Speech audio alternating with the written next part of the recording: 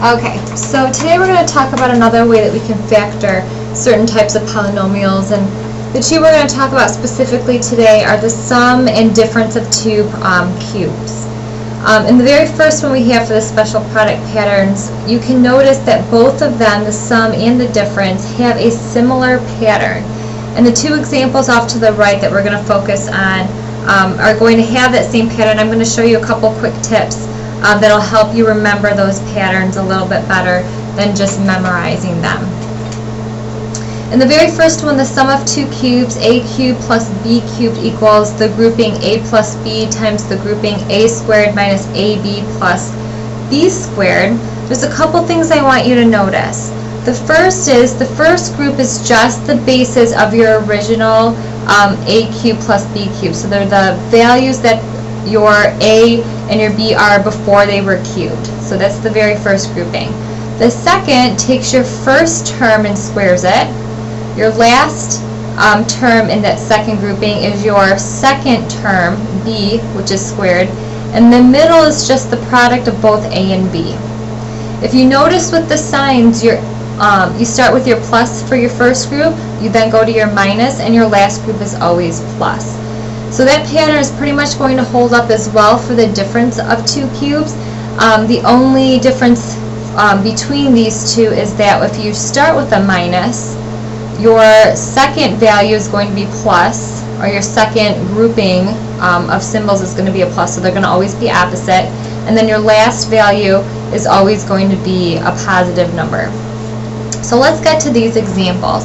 In the first one, we have x cubed plus 8, and we want to factor what this would be. So you kind of know your perfect cubes. You know that if you were to cube 1, you get 1. If you cube 2, you get 8. If you cube 3, you get 27, and so on and so forth. So you can recognize when you have a perfect cube.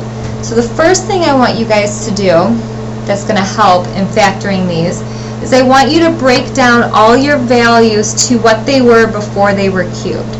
So x cubed, obviously, x cubed is in its most cubed basic form, plus, well, 8 can be written as 2 cubed.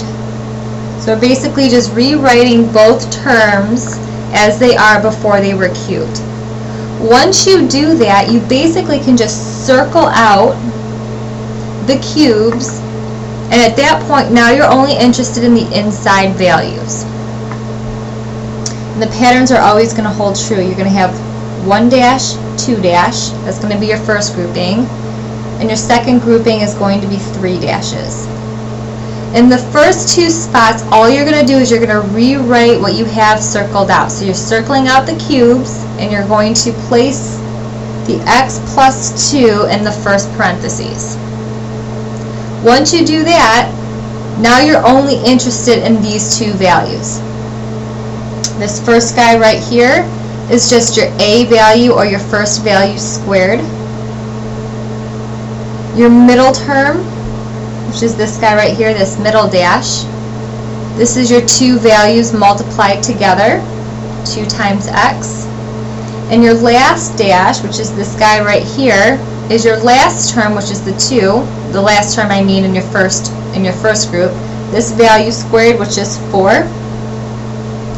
Whatever you are given and you start off with is what becomes your positive symbol in your first group. The first symbol in your second group is going to always be opposite, and your last guy over here is always going to be positive. So this whole grouping right here is your factor of the sum of x cubed plus 8. Let's look at the second one. Difference of two cubes is going to have the same pattern. This pattern, though, we're going to break down our original. So again, we're going to break down all numbers, all values, into what they were before we cubed them. So 27, before it was cubed, was 3 cubed. X cubed is the same thing as x cubed, minus, well, 1 is the same thing as 1 cubed. 1 to any power is just going to be 1, so you can always write that as a power. Same thing now, I'm going to circle out my bases, and now my circled values are going to be the only ones I'm going to be interested in. Set this up the same way I did before. My first grouping has 2 dashes. My second grouping has 3 dashes.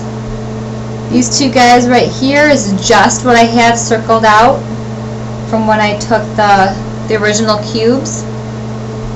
And these guys over here are now going to be pulled from our original 2 values that once we pulled those cubes out. So this first dash right here is my first guy squared. If you have a variable by itself like x, the x is just going to be squared by itself. However, in this case we have 3x, all of 3x that's going to be squared, so we have to remember to square both of them.